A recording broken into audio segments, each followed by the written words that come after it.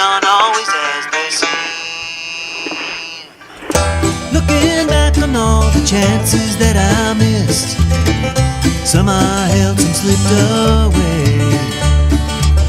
One street over where my memories exist, I wondered what would change, I really couldn't say.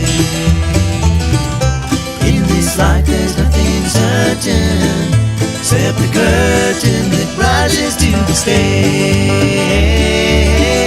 Silly games of second guessing, I just forget the lessons that I couldn't learn. Because one street over there's a life I could have known that would have kept me from the one I had today.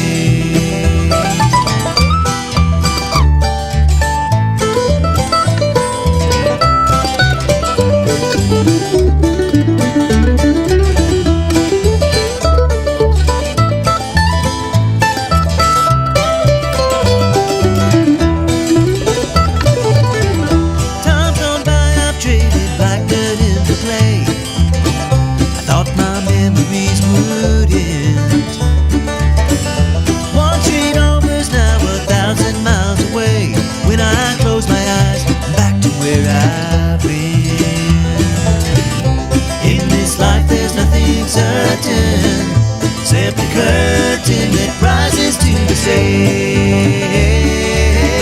Silly games of second guessing, I just forget the lessons that I couldn't learn. Because one street over there's a life I could have known that would have kept me from the one I had today. Good morning. Good morning. How you doing, Robeson County? This is 1100 WSGI. I'm U-Turn Laverne. This is One Street Over. What's going on One Street Over from We Are? That's what we want to find out what's going on. And so you know what's coming up in the show, we've got Congressman John Rose will be joining us, our representative in the House of Representatives, the People's House. He calls us on the, is this the second? I don't know, second Monday. He calls us on the second Monday of the month, and always so gracious to talk with us. And so we're looking forward to talking with John. And we have, as we build up to that, something so special. I'm so excited. Lee Marie's been, anybody that's been listening, I just got back from Mexico. I'm getting ready to start teaching up at Greenbrier High School. And I've got so many things going on that Lee Marie, producer extraordinaire, has been helping me book the show. And she told me about Frannie Bryson, who I know, because, pull that microphone right to you, darling, because she is at Springfield Guitar. And because you teach up there. Yes, ma'am. And you, I've seen you at the Kilgore Station Bluegrass Festival, judging the fiddle competition that we had. Well, you've done it the last 2 years, haven't you? Yes, ma'am. I've been the judge both years. Yeah, pull that just right up to you there. Yeah, right on there. And because we've had the fiddle competition, and you've been there both times, and you're just an amazing musician. How old are you? I am 24. Oh, that's so crazy. Well, you know, Nick kind of grew up in Springfield Guitar, and so I love these stories of you guys that grew up taking music lessons there. And then Marlon's just like, hey, you need a job. You need to come on in here, and you just start booking your lessons, and you stay pretty well booked up, right? Yes, ma'am. I teach 4 days a week, and I have a pretty full schedule. So tell them what you teach. I teach fiddle, guitar, mandolin, dobro, and bass. I also give private clogging classes too. Nice. Oh, I've always wanted to learn to clog. It's fun stuff. Yeah, it's good for you too. It's good exercise. So how long have you been clogging? Well, I started playing music at 7. Oh, cool. And clogging was right about that same time in there too. Okay. We call. Did you ever watch the Beverly Hillbillies? Yes. They call it stomping. Stomping, yeah. Stomping. I love that. That's just one of those shows that just kind of is to me just. It just kind of personifies what I think about when I think about bluegrass and all. I don't know. I love watching Buddy Epson. I mean, he was such an extraordinarily talented man, and when he'd get in there and get to dancing and stomping. But anyway, I'm sorry, I digress. So Lee Marie had you on talking about homeschooling. So tell them about your homeschool experience. And the one thing y'all never really got to is you playing some music for us. Right. And so we're going to do that today, but let's just kind of do the review of what you guys talked about and how because you grew up as a homeschool kid, right? Yes, ma'am. Okay, so never went to normal school see, I was like, I'm sorry. But were you ever involved with Chet? I was involved with Chet. I thought you were, because that meets at my church. Oh, wow. Madison Church of Christ. Very Yep. cool. Yeah. Yes. So how long were you with Chet? I was with Chet on and off most of my life, really. Okay. I did a few years in elementary, and then during middle school, we took a break from Chet. And then in high school, I came back, and I eventually graduated from Chet. Okay.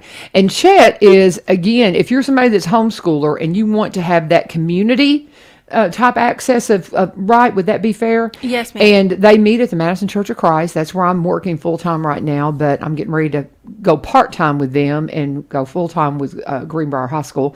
But it's just an interesting story. And this is a really friendly area for homeschoolers, isn't it? Because you've got a lot of support, and I know that you've got the Bible book store up here, Crossroads. They support homeschoolers, right? Is there a lot of stuff there? No, there's a ton of resources for homeschoolers. I was homeschooled all the way through. I did go off to college. But as far as, my earlier education, I was homeschooled all the way through high school. And it served me really well. I felt very prepared for college once I got there. It teaches you time management. It teaches you how to be independent. Yeah. How to think on your own, because it was just you and your parents and, if you had any siblings. Right. Where did you go to college? I went to Nashville State.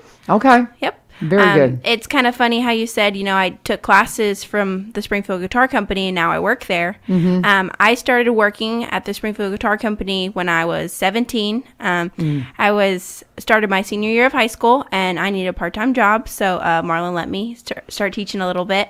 And then I stayed home for college and just commuted back and forth to Nashville, but I kept teaching.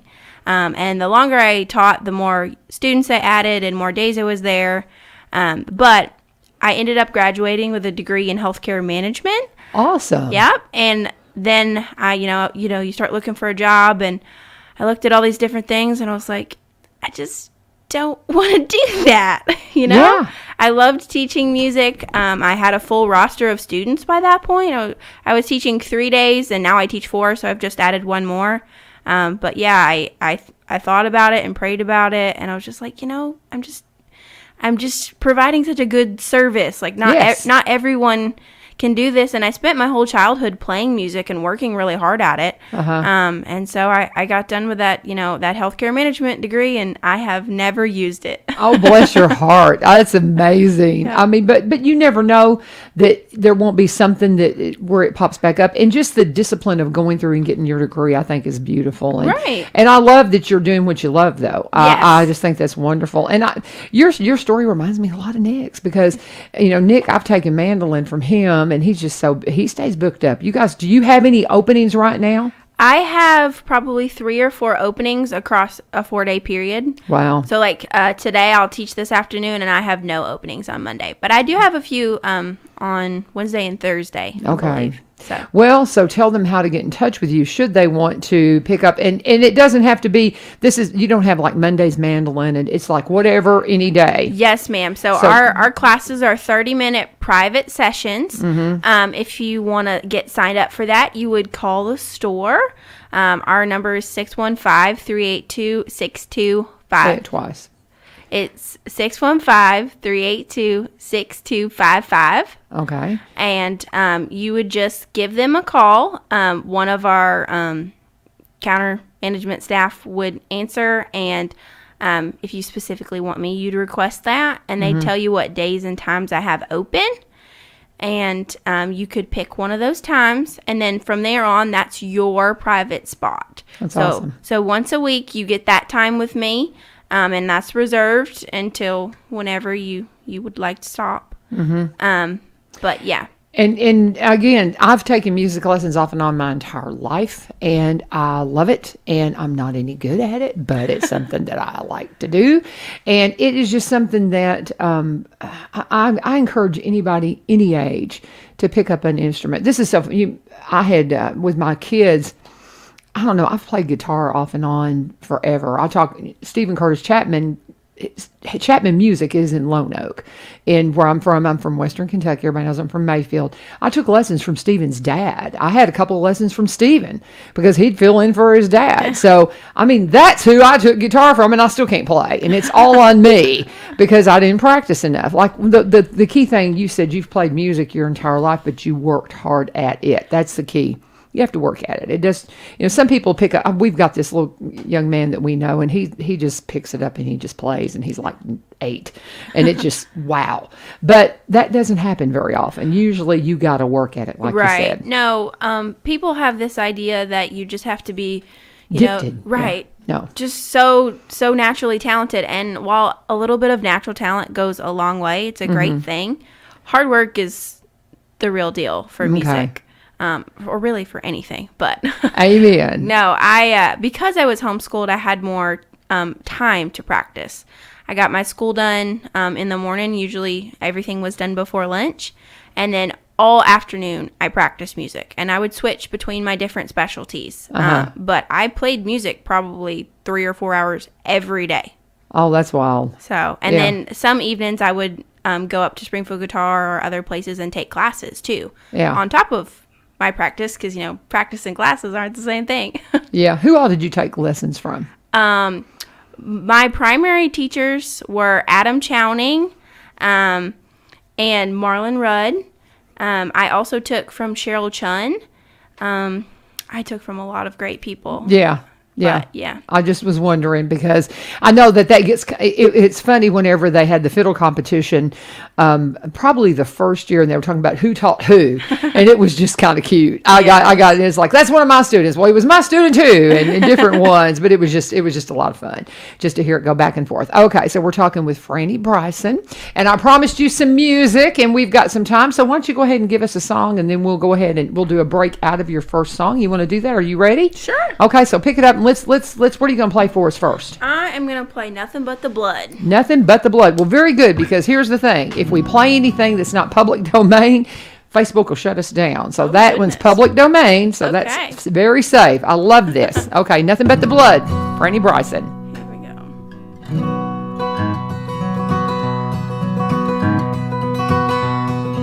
What can wash away my sins? Nothing but the blood of Jesus.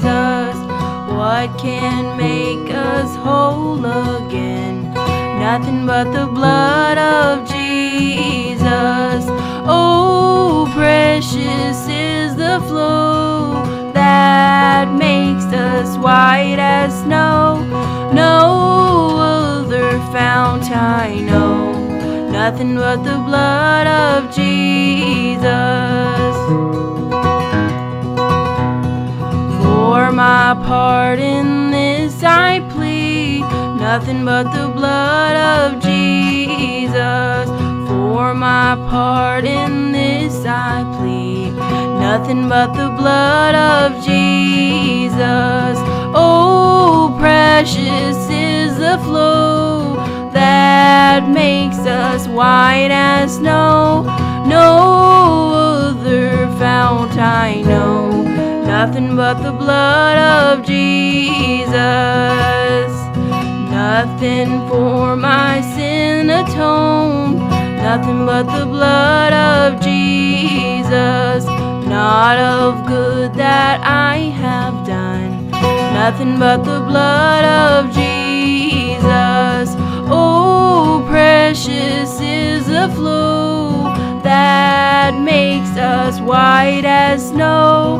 No other fount I know. Nothing but the blood of Jesus. Nothing but the blood of Jesus. Nothing but the blood of Jesus. Outstanding. So good. So good. I love it. And this is perfect. The pick pattern that you're doing there. What was, is there a name for it? Because, man, that's cool. I love the sound. Not really. It's alternating pick strokes. I grab a deep root note and then some alternates in there. Oh, it's so cool to watch. So I'm assuming you can teach somebody to do that. Yes, ma'am, I can. You can do that again for us. Just kind of pick that out. Man, that sounds good. See, I'm terrible. I can strum it, but I'm not good at hitting my roots. Sure you're not. No, yeah, I am. Just ask some of my ask Nick. He's like, Nick. yeah, she won't practice. She won't practice. But all is so good. Frannie Bryson, and she is available for private lessons at Springfield Guitar. And all you gotta do is just give them that number. And I'm gonna take a quick break, then we're gonna come back and let you play another one. It's 615-382-6255. One more time. 615-382-6255. And here's the thing. If you want somebody, and you don't have to be a kid to pick up and start taking music lessons. I take music lessons off and on all the time, depending on my schedule. And it is so worth it. It's so rewarding. It's so much fun. And they do an excellent job up at the guitar company. Do you know how long Springfield Guitar has been around? 25 years. Has it been that long? Yeah. I thought it may be older than that I because think we just hit 25 years. I've been in Springfield 30 years, and it feels like it's been there forever, ever since I've been here. Before we were in this location, we Yeah. were still in operation. It was in a different building, and it was smaller scale. Okay, I got you. But this particular building, I'm pretty About sure. 20. I'll have to ask. Yeah. But yeah, I'm sure y'all had like a celebration or something. But that's what I start looking around town, things that I think have been here the entire time I've been here. And Springfield Guitar feels that way. And I've been right at 30 years. Yeah. So anyway, very cool. Talking with Frannie Bryson. And if you have any questions, you can throw them up in comments. But definitely, if you're looking for music lessons, she's your girl. And we are going to talk for a minute about Corbin Creek Greenhouse, Gifts and Gardening Center. And if you are looking for plants, if you are looking for perennials or annuals, what's the difference between perennial and annual? Annual, something you plant every year. Perennials will come back if they're hardy for this zone. And that's something that Amy has taught me, that not all perennials are created equal. I love lilac. Well, some of the lilac that you'll buy in some areas, like from some stores, will not be hardy for this zone, and it won't come back as strong. Maybe it won't come back at all if you have a hard winter. But what we have and what I get at Corbin is hardy for this area. Also, too, one of the root tests, when you pick up plants at Corbin Creek, and I saw this, she had a little video where they were talking about things that her dad taught her. And one thing he taught her about the greenhouse business is always make sure that root system is what it needs to be. And you can take plants from other stores, and if you don't look at them and the root system's weak, that's why you want to put that back and go to Corbin and get something that's got that root structure that's going to really make it expand and grow and do what it needs to do when you plant it in your garden. They have got a vegetable garden. If you want to know what they're picking out of the vegetable garden, just give them a call. They're open Monday through Sunday right now, 9 to 6:30. They're there all the time. You can give them a call if you have questions. 615-384-3185, 615-384-3185 at 4920 Highway 161. They show up at the farmers market as well. And of course, they are your source for Robertson County CBD. That's where I get the CBD products that I use and make a huge difference for me with my arthritis. They may be exactly what you need to. So go and talk to them today. Be sure when you talk to them at Corbin, always tell them that U-Turn sent you. Talking with Frannie Bryson, and she's coming off of the show that they did on, I guess you guys, you did the show with Lee Marie while I was in Mexico, yes, right? ma'am. You came in and did the 7 o'clock show. So she was on the One Street Over show while I was down in Mexico doing our mission trip, and they talked about her experiences as a homeschooler, but they never really had time for her to just kind of show some of the things that she does. Do you lead worship in church? Because, you went to the Christian song, so I was wondering. No, I do not actually lead worship at church. I go to Pleasant View First Baptist. Okay. And I am part of their worship team. Okay. But I've not been attending there real long, and that's a recent thing. Ah, gotcha. Well, they'll probably be bringing you on, having you lead a song here and there. Yeah. But that's beautiful. Have you got another one for us you want to play? Sure. Absolutely. So, All right. what's this one? This one's called Jimmy Brown the Newsboy. Okay. Now, what's the background on this song? This is a Jim and Jesse song. I actually am not partial to their version. As a kid, I went to a bluegrass jam that was Okay. on Saturday mornings, and there was an older man named Jim Bornstein that always played this. Okay. When I think of this song, I think of him. Awesome. Very cool.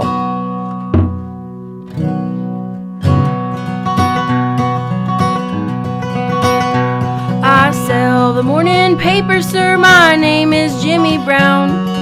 Everybody Everybody knows that I'm the newsboy of the town. You can hear me yelling Morning Star and running along the street. I got no hat upon my head, no shoes upon my feet. Now never mind, sir, how I look, don't look at me and frown. I sell the morning paper, sir, my name is Jimmy Brown. I'm awful cold and hungry, sir, my clothes are mighty thin. Now I wander round from place to place, my daily bread to win. My father died a drunkard, sir, I heard my mother say. Now I am helping mother, sir, as I journey on my way. My mother always tells me, sir, I've nothing in the world to lose. I'll get my place in heaven to sell the gospel news. I sell the morning paper, sir, my name is Jimmy Brown. Everybody knows that I'm the newsboy of the town. You can hear me yelling Morning Star and running along the street. I've got no hat upon my head, no shoes upon my feet. I've got no hat upon my head, no shoes upon my feet. I love it. Love me some bluegrass. I'm just saying. Do you hang out with them when they get out in front of the store and play? Do you ever do that, or are you teaching? I am normally teaching during that time, but yeah. if I get a break, I do run out and play a few. That's kind of tell people what that's all about. When did that start? Ooh. I kind of did it start during COVID, maybe? No, it's been going on much longer than that. Okay. Probably. Oh gosh.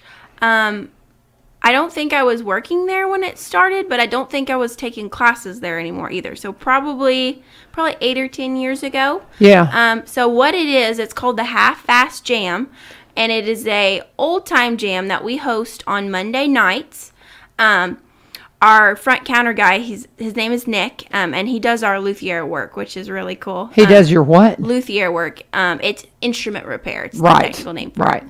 And so he manages that for us now, but it's just a group of students and friends that come up to the store at 7 on Monday nights, and they sit in a circle and they play old-time music all there together. Mm-hmm. So, I love it. Yeah, anyone's welcome to join. You don't have to be a student of ours or even a customer. You can just come up and hang out. It's really inclusive and fun night. They sit in a circle and they take turns picking out songs, and everybody plays together, and it's just a really good time. I see the Brown girls up there a lot, Danita's kids. Yes. And have you taught those girls? I do. I teach both of those girls. I had a feeling, and they're super talented. What about Mom? Who's teaching her dobro? Because you teach dobro, right? I do teach dobro, yes. Okay. Because are you teaching one of the girls dobro? I teach Amelia dobro. Okay. And I teach Reagan mandolin, and I teach Amelia guitar too. Okay. And is the one that's doing mandolin? She's the one that's been on Facebook playing the songs. Yes. She's so cute. She's I mean, talented too. Yes. She really does well. Talk about they're both just extremely talented girls. Hard work. Those girls work hard. They practice They hours love a it. day. Yeah. I mean, and they go to private school, and they take their instruments to school in the morning sometimes and practice like before class starts and different. Yeah. And then they're right back at it when they come home. Like, Yeah. that is a perfect case of not just wonderful, talented kids, but hard-working kids. Yeah. And So- their mom too. And their mom, Donnie, Yeah. is the best. I love her. How is she doing with her dobro playing? I haven't heard her play. She is working on that with Mr. Gary, a Okay. teacher next door to me. So Okay. I have not heard her lately, but she's Oh yeah, wonderful she does at great. everything. Yeah, So yeah, yeah. I'm I mean, sure she's doing working. great. She's getting her doctorate. Right. So I mean, she's kind of busy. Kind of like amazing at She's everything. kind of busy. And an she's author. I know. She's wonderful. Yeah. Oh my gosh, she's the Yeah, best. love her. I got to get her back in here. I haven't talked to her in a while, but she'd been kind of slammed with. I mean, she's finishing up her doctorate. She's a professor at David Lipscomb University. Thank you very much, my alma mater. So I had a feeling that you were teaching her girls, Yes, but I I was pretty sure that you were. But I see the girls out there. They'll put stuff up on Facebook, and I'll see the girls out there playing. And for a while, I was taking lessons from Nick on Monday night, and it just kind of my schedule just kind of got to where it wasn't working out. But because he stays busy too, that's the thing. You guys are always in there teaching when all that's going out. Yes. So. Every now and then I'll free up a little bit early and keep Yeah. going. But yeah, we keep pretty tight schedule. So tell people again everything you teach. I teach the guitar, the mandolin, the dobro, the bass, and the fiddle. Okay, and do you have a favorite? My favorite to play is the guitar, but my favorite to teach is actually the fiddle. Teaching something and playing something is a little different, and but I enjoy them all. Okay. Ukulele is a lot of fun too. Also, you do ukulele. You didn't mention Did I not say ukulele. that? No, I don't think do so. that too. That's fun. That's fun. Just about anything with strings I teach. Well, see, I was thinking about getting my grandson a ukulele. He'll be 6 at the end of this year. Ukulele is great for those younger ages. They come in fun colors. They're really affordable. And anything you learn on the ukulele transfers over to guitar or another instrument really well. How many strings do they have? Ukulele? Yeah. 4. 4. So it's kind of like the mandolin then, and it has 4 strings, not 4 groupings like the mandolin. No. It has 4 specific strings. Okay. And they're nylon strings, so they're Okay. real easy on your fingers. That's a common complaint for younger kids. Oh, yeah. Oh, my fingers hurt. Oh, yeah. And it does take a minute to toughen them up. Yeah. But nylon strings are no big deal. They're real soft and, move those around no problem. So. Well, because we got my grandson a guitar already, and he doesn't really play it. I mean, he's a little bit. I mean, he's had one since just to bang on ever since he's little.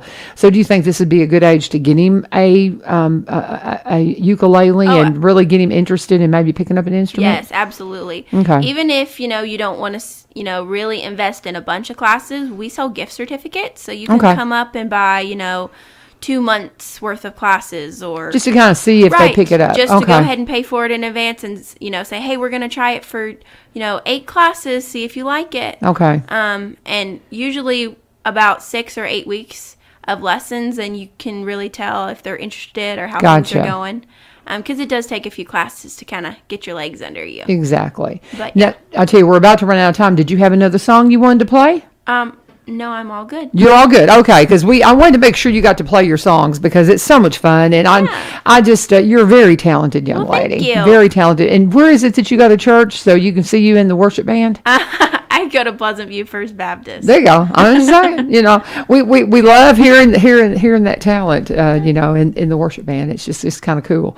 So, well, very, very good. Anything we're missing that we need to cover before Congressman Rose calls in? He'll be calling in here in just a minute. But anything else we need to cover?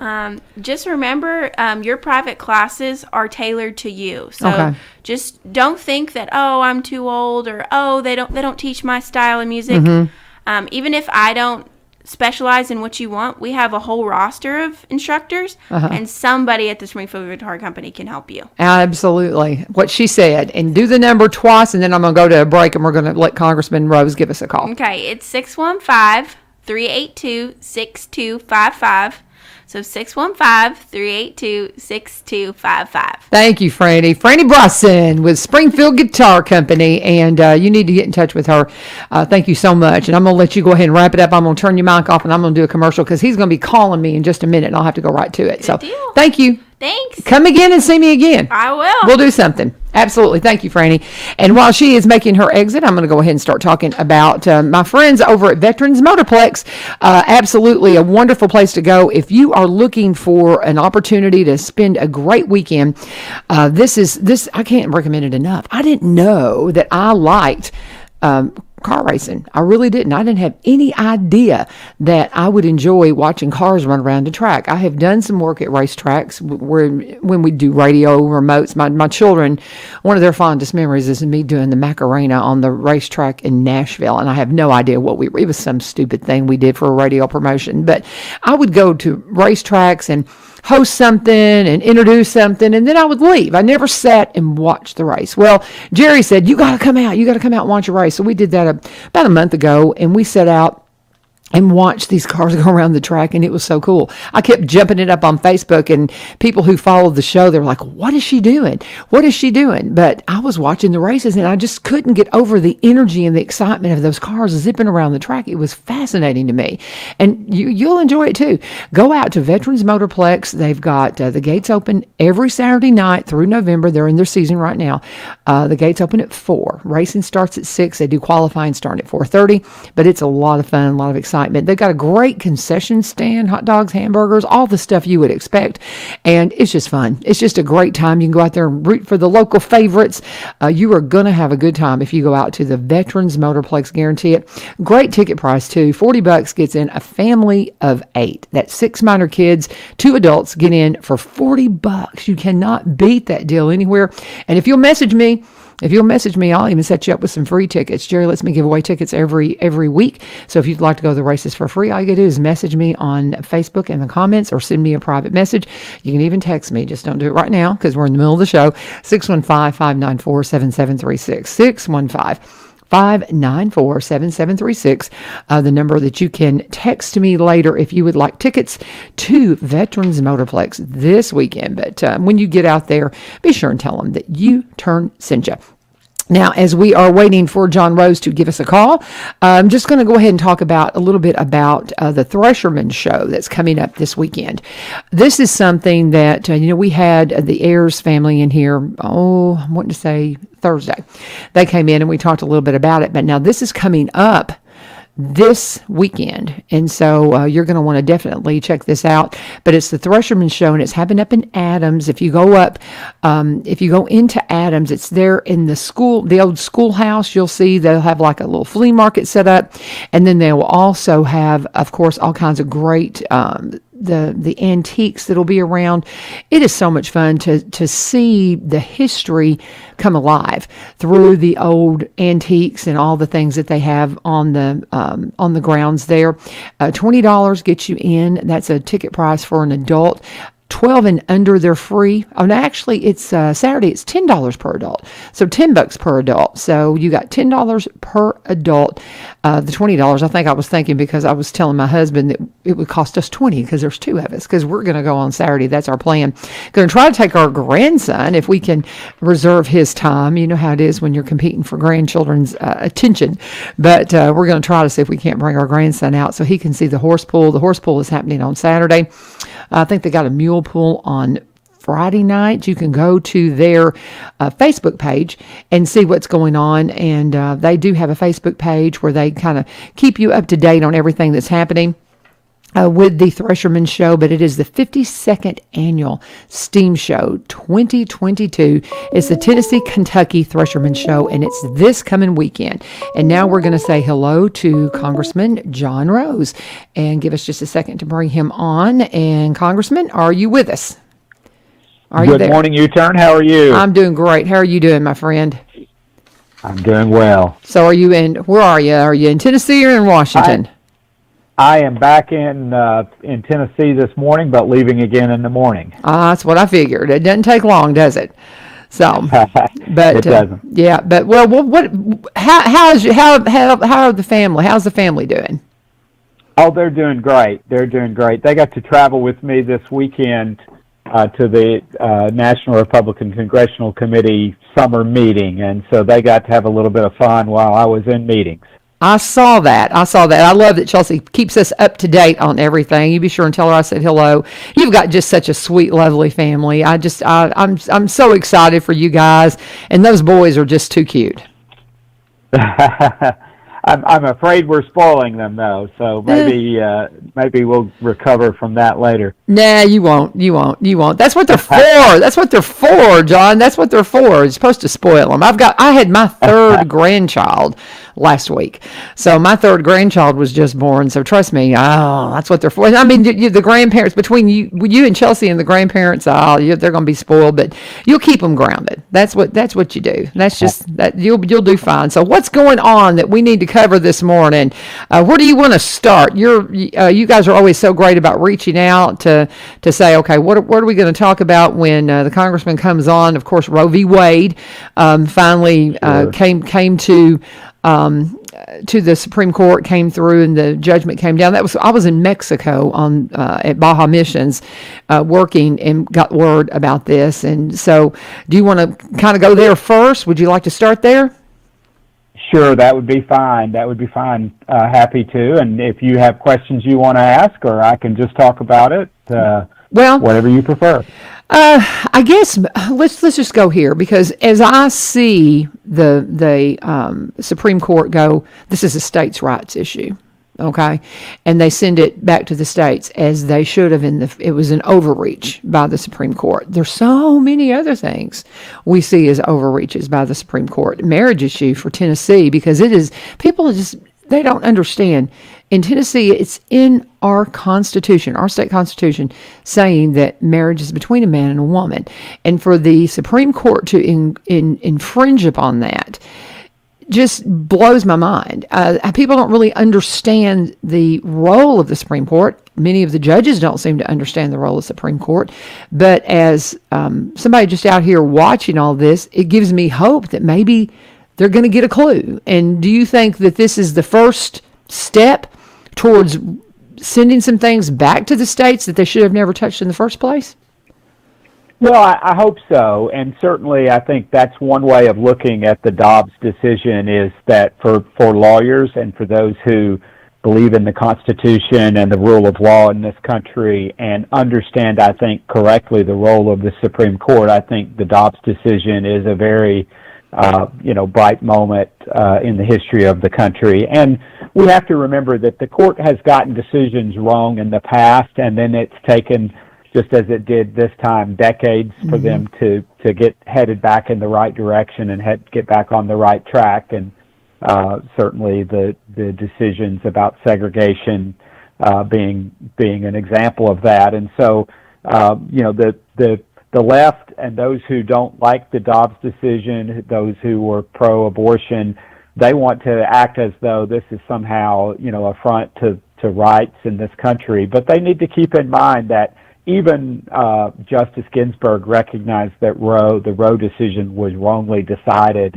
Now, she probably would have found another way to do it, but she recognized that the way the court reasoned in the Roe decision back in 1973 was just wrong-headed, and it was kind of laughable in terms of the way that they justified that decision. And so seeing them make the decision in Dobbs, I think, does give us hope that they recognize that this court, the majority on this court, recognizes that their proper role in the checks and balances that the framers of the Constitution gave us, and they're not supposed to be somehow super legislators. I've heard and read commentaries from other commentators on the left that say, well, this court doesn't reflect the social mores of our time, and they don't reflect the views of the electorate, et cetera, that, trying to cast aspersions on this decision.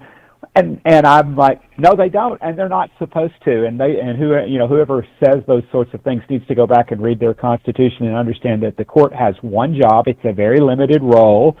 It's an important role, and the framers felt like the Supreme Court should be independent. That's why they made them life appointments.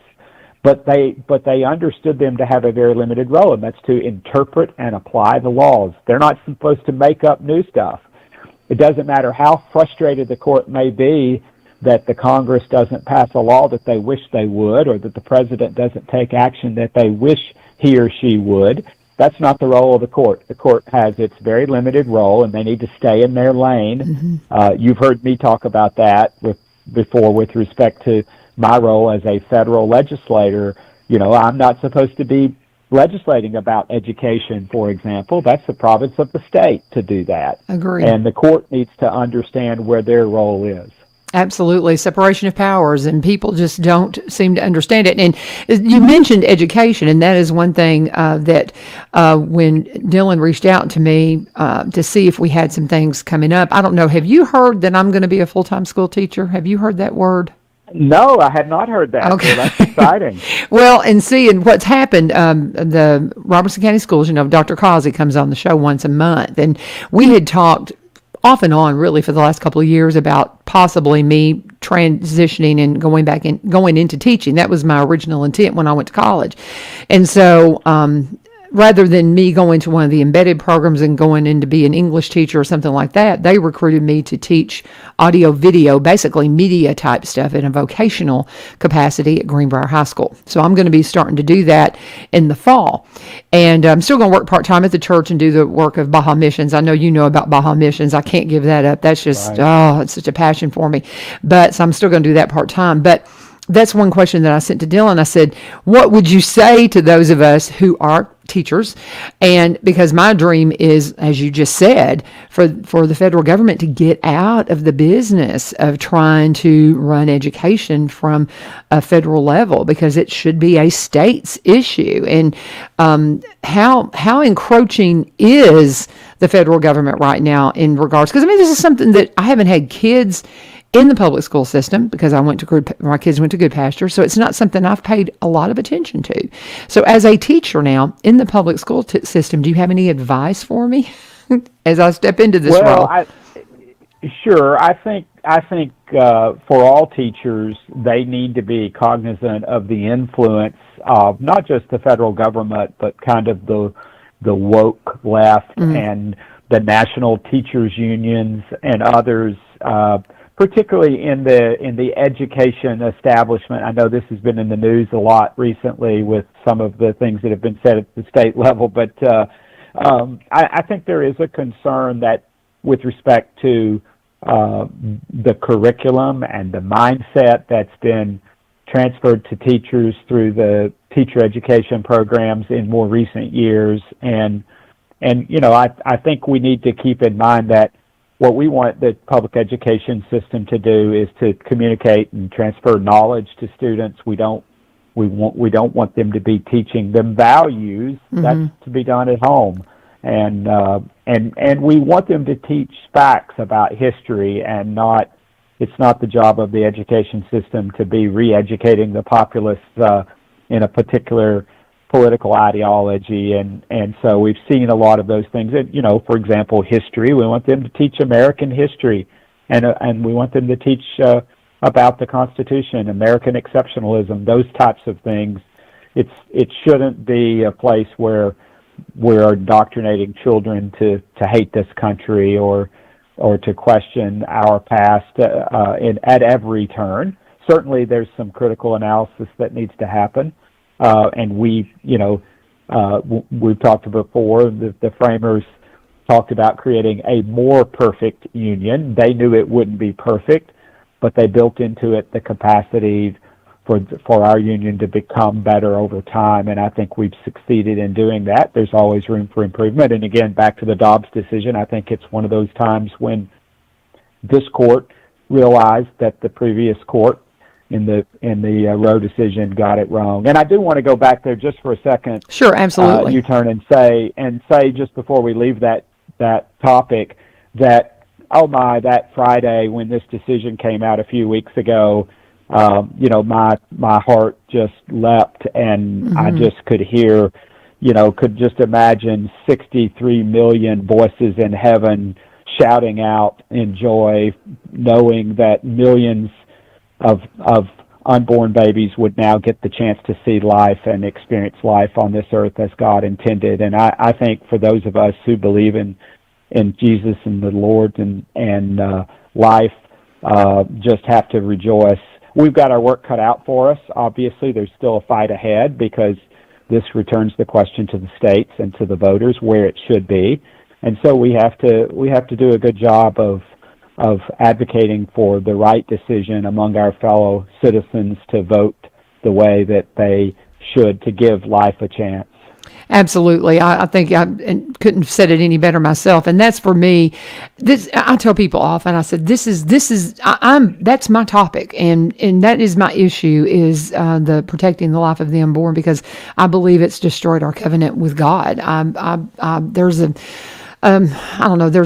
a piece that I've shared a few times where we look at the covenant that was made at the beginning of our country when Washington was first elected president, and how they joined in covenant with God. And I believe we fell out of covenant because of slavery until it took the Emancipation Proclamation to bring us back in line with what God had called us to be as a country. And I believe we lost that. We lost that connection with God again because of abortion, and I believe this is a very good first step. And so here in Tennessee, everything's changing, and we're thankful for that. But I do appreciate so much you banging the drum so loudly to protect the life of the unborn, John. You've done that very well, and we appreciate that. Well, thank you. And sorry to direct us back around to that and get us off topic, but No, you're I fine. wanted to say that before we left that. Absolutely, absolutely, and again, and it's not a fight that's going to be over, because on a federal level, all you can do to continue to educate people. I think the one thing people don't realize is they don't realize how most of the European countries are more conservative in protecting the life of the unborn than America is, and they like to think that it's something that that we want to get in line with other countries. No. Am I wrong in saying that most countries really protect the life of the unborn better than we do in many of the states here in America? That's right. In fact, we were so far out of step as a nation that we were more really more in line with China and North Korea and places like that in terms of what we were doing on abortion. For goodness sakes, most of the time that I have been in the Congress, my friend Ann Wagner from Missouri has had before the House the abortion survivors protection bill that basically just says that if in a botched abortion a baby is born alive, I left out part of it, it's the Born Alive Abortion Survivors Protection Act. And Speaker Pelosi won't even let us have a vote on that. It would pass overwhelmingly if she would let us have a vote, because again, how could you argue that a living child outside the womb would be euthanized? And yet that happens today in this country. And it really illustrates how ridiculous the pro-abortion movement had become, that they could not even rationalize saving a living being if it meant that it somehow contradicted their ideology about abortion. And so, clearly that's just wrong, and I think this is part of why I think ultimately the court came to realize that the whole Roe decision was unfounded. And so, we do. You're right, though. We do have our work cut out for us. The founders told us the price of liberty, and I think in this case we could say the price of life is eternal vigilance. And those of us who believe in life, we've now got to work hard not only to make sure that the laws are right and that we advocate for those and educate the electorate, but also to take care of the unwanted children that may come into this world by making sure that abortion is easy, and that's something the state needs to work on, and we need to make sure states all across the country know they need to have abortion. You mean adoption?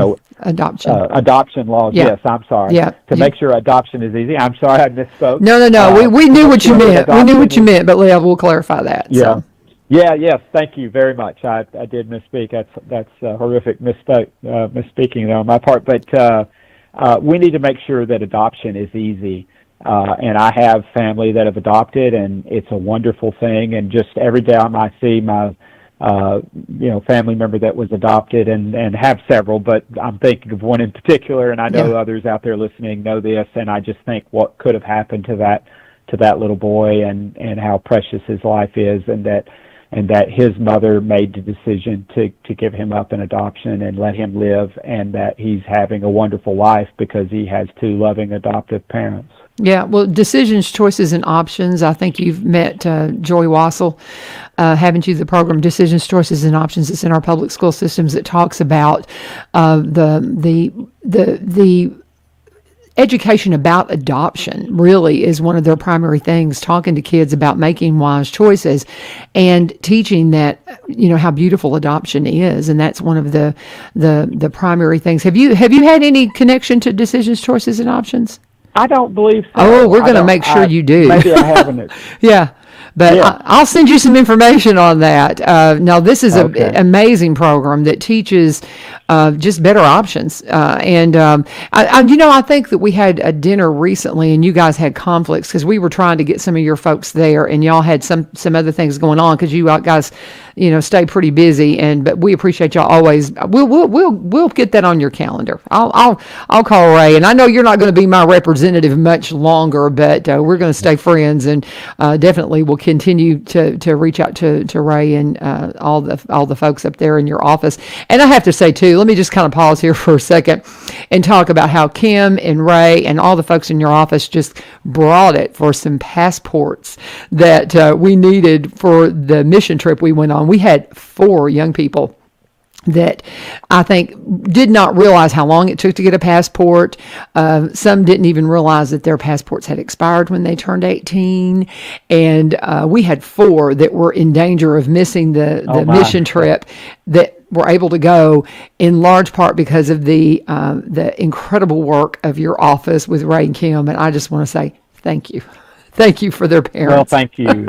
Thank you. And that is one of those things that we're able to be helpful very often, and it is common. And so for those listening, if you're getting ready to travel outside the country, just make sure you look closely at your passport. And remember, for those who've gotten a passport as a child, they do expire at 18, and that catches a lot of people off guard. And then the second thing that catches people off guard is that if your passport is going to expire within 6 months of the time that you'd be coming back into the country, then it won't work. You've got to renew it. And that's just kind of an aggravation, because, people look at their passport and they say, oh, well, it's I've got months before it expires. But the practice around the world is that if it expires within 6 months, then they don't accept it. And so it kind of catches people off guard, and we have to renew a lot of them in a hurry because of that. Yeah, so just this is one of the things we talk a lot, because I'm the missions coordinator at the church, and I'm going to continue in that role. That's a part-time job I'm keeping.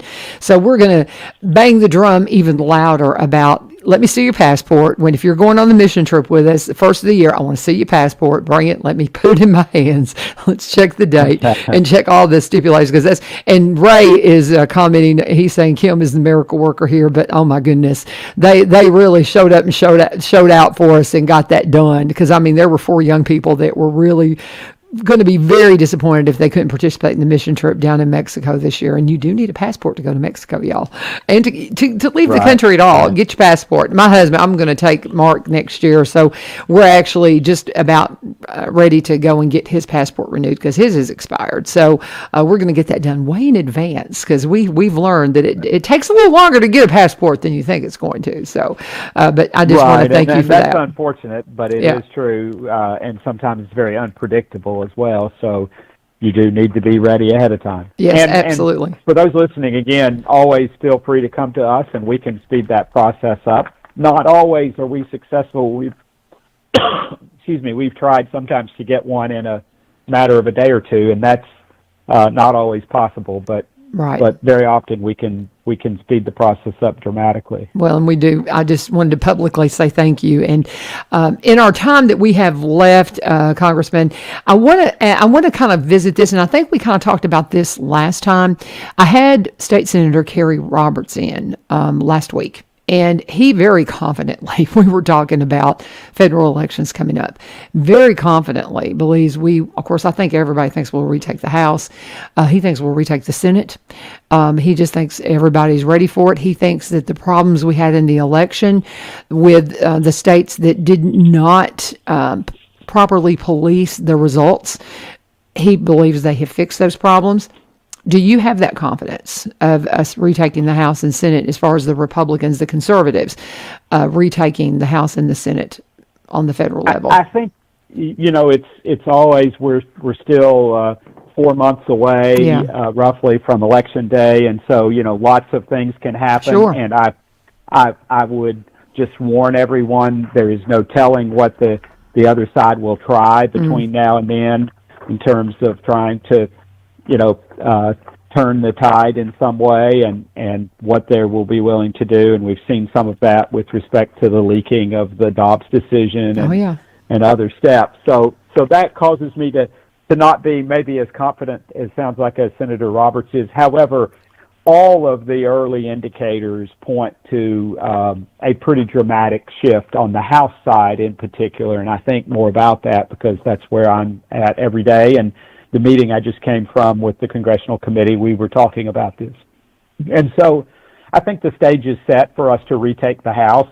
we need just to kind of put it in the majority in perspective. If the House on the House side, if we win 17 seats from where we are right now, it will be a bigger majority than the post-1994. Oh, wow. For those who are old enough to remember. So just 17 seats, and we will have a bigger majority than the Gingrich majority, the Contract with America majority, Right. you might say. And then if you think about if we win 29 seats, it will be a bigger majority than 2010. And, of course, everyone remembers the election reacting to Obamacare and the first 2 years of the Obama administration. And then if we win just 34 seats, it will be the largest majority for Republicans in 100 years. Wow. In 100 years. And so, and the polling and the, all of the early election results, think about the Myra Flores victory down in Texas where we won a seat, which frankly we probably shouldn't have won in any normal time. But the promising thing, and you know this from your participation in Baja missions, is that this is a district that's predominated, and in fact, Ms. Flores is the first woman born in Mexico to win a congressional seat. And what I think our friends on the other side may be learning is that a lot of the people that have come to this country and that come to this country from Central America, and they're conservative, hardworking Catholics who believe that America is exceptional. Yeah. And what we might say is they're Republicans. And so what we see there in that seat in South Texas is that the folks that have come to this country legally and are here working in America, they resent the open border policies of the Biden administration, and many of them have voted Democratic for years and years, but they are fed up with the Biden administration and the Democratic majority in the Congress. So I think there's a very good chance, to answer your question, the Senate is tougher because we have 2/3 of the seats that are up for re-election. So, we have, for every seat the Democrats have to win, we have to win 2. And so that means there are fewer options, fewer opportunities for us to pick up seats. But I think there's a very good chance, given the mood of the country, that we may win back the majority in the Senate as well. And then I would just be cautionary, though, because I think it's unlikely for your listeners and for everyone thinking about this, it is unlikely that we win a filibuster-proof majority. I just don't think that will happen in the Senate. And, of course, we've seen these last 2 years, this last year and a half plus, we have seen how important the filibuster is to protecting the country from kind of veering far in the left, and so I don't think we want to be the ones to take away the filibuster. No. But that will make it harder for us to turn back some of the bad policies. We can still work to do it, and hopefully, if it's an overwhelming election in the fall, even Democrats that are still in Congress will realize that their policies have been rejected by the American people. We have to hope that. I don't know if that will be true, but we have to hope that. But I just want to caution that we aren't going to just be able to instantly turn back the clock. And, of course, President Biden will still be president for the next 2 years. And so I think we've got to use this time as aggressively as we can to fight back against the woke, progressive, left policies of the Biden administration and get to the bottom of some of the stuff that has happened, not only during the last year and a half, but in the years preceding that has gone on unaddressed largely. And obviously I'm still very concerned to touch the last topic about election integrity. We've made progress, but of course this is a state issue. It has to be fought state by state, and we want it that way because the last thing we want to do is federalize the elections in this country. That's not what the framers intended in the Constitution, and they made that very clear. And so, but we do need to fight to make sure that states are administering their elections in a fair way that ensures that the will of the people is heard. Absolutely. Absolutely. Congressman John Rose, our guest, as he is on the second Monday of the month, and he is our representative through the end of the year. And of course, just kind of reminding people when you go to the ballot this time, we're going to have Mark Green on our ballot instead. But we have just can't say enough. We've got you for a few more months, sir, so we're going to enjoy visiting with you. Any parting thoughts as we kind of wrap up our time this morning?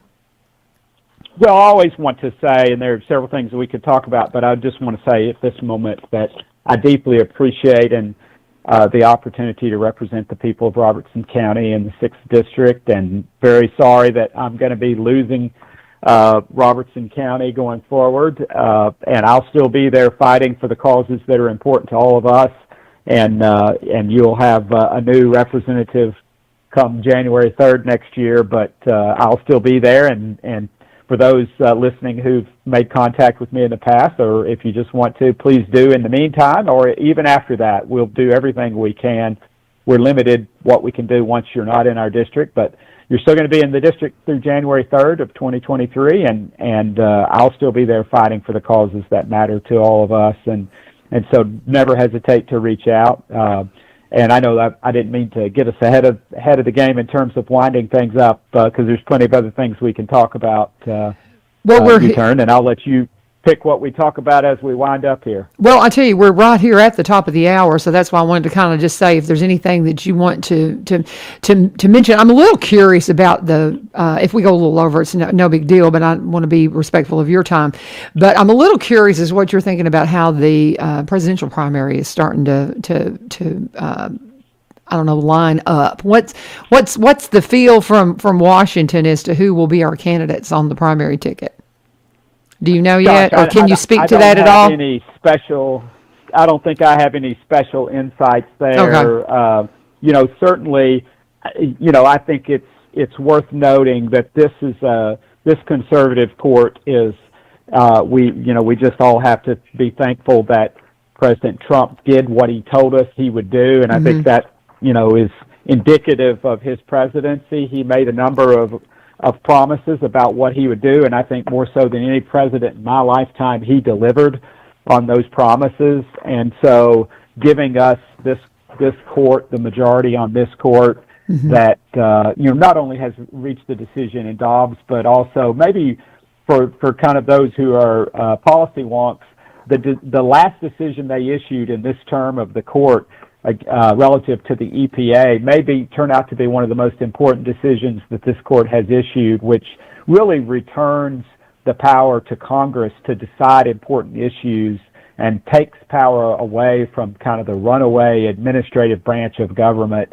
And that could be a very powerful direction that the court is headed in, that returns power to the elected representatives of the people, the Congress and the president, and takes power away. And even one of the maybe disappointing decisions, the decision they made about immigration there very near the end of their term, I think on constitutional grounds is, it says the president gets to set the policies of the administration, not the courts. And so that again may be another welcome decision that serves us over time in terms of returning the power to the people. Mm-hmm. Absolutely. And I was in Mexico trying to cross the border when that decision came down. You're talking about with the immigration issue. So we had some. That's right. Yeah, we had some little bit of difficulties that morning, kind of coming back across. But I appreciate so much that insight. And my husband, he very, kind of teasingly said, "Hey, ask John when he's going to run for president." So, from my husband this morning. So we appreciate what you're doing. A good job, John, and we support you completely. You have been just an absolute answer to prayer for us in leadership, and we do appreciate you very much. And I want you to know that very sincerely. But I don't know if there's anything else. Do you have anything else you want to share before we make our exit? Well, I want to be respectful of your time as well. So thank you for the chance to be on. And we face. I think this decision is going to be made on so-called kitchen table policies, gas and groceries. Yeah. And we've all seen the just dramatic inflation that has visited us over the last year and a half. just remember that inflation was less than 2% when this president came into know. office, and now running well over 8% at Incredible. all-time highs in many respects. So hopefully we can right this ship and get things headed in the right direction. And it is important that everyone come out and vote this fall, though. Don't forget, and in August and in November. Absolutely. And, mentioning the economy too, I just want to say, pray for the farmers, guys. Having a brother that farms for a living, and I know you raise crops and you're farming. I mean, you have a different job, but you're also a farmer. And so you understand completely what the farmers are going through. And with the lack of rain we've had, the cost of the things that you need, the chemicals, everything that you need for farming, it has been a struggle. So pray for the farmers. Any word to the farmers as a farmer before we part? Well, again, working hard to try to get the Biden administration off their backs. Just a whole raft of bad policy decisions that the Biden administration has made, that President Biden has made, including, many of your farmers that are listening will appreciate. I mean, the whole question of waters of the United States and the regulation of the EPA, and this is one of those areas where I hope that Supreme Court decision is helpful, because the Biden administration once again is trying to lead us down a path where the EPA can regulate mud puddles for every farmer, and it's just ridiculous. But here we are again, and so we've introduced legislation that would, try to force the president to back down on many of those bad policy decisions, because, of course, as you've already pointed out, farmers have to battle the weather, all the other challenges economically that they face. And so the last thing we need is the government getting in their way, and yet that's what President Biden seems determined to do with the regulatory overreach of the federal government. Well, and again, thank you. And we do have to conclude it there because I've got to head on down the road. Once we get next month, I'll be heading to teach class. So I'll be leaving here straight up 8 o'clock to go and be a teacher. So that's going to be a lot of fun. Congratulations Thank on you. that. That's exciting. We'll have to talk offline more. Yeah, absolutely. And maybe while you're still our congressman, if you're in town, I can get you to come by and talk to the class.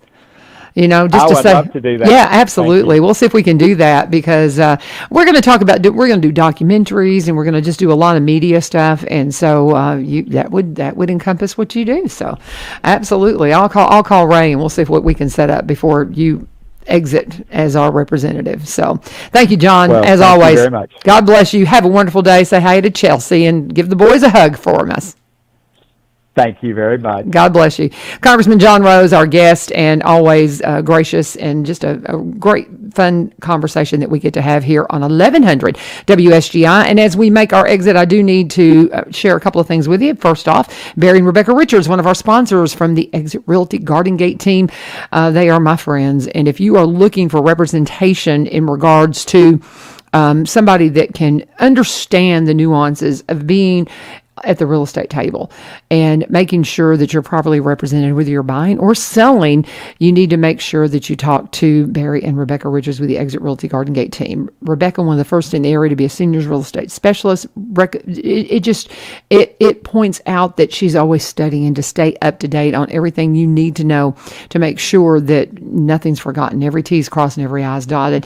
And then she's got Barry, who's a marketer. He came out of a marketing company in Nashville. He was vice president there for many years and went full-time with real estate, and they're just doing an awesome business right now with Exit Realty. And he's going to make sure if you've got property for sale, everybody knows about it. That's the key in having a marketer on your team.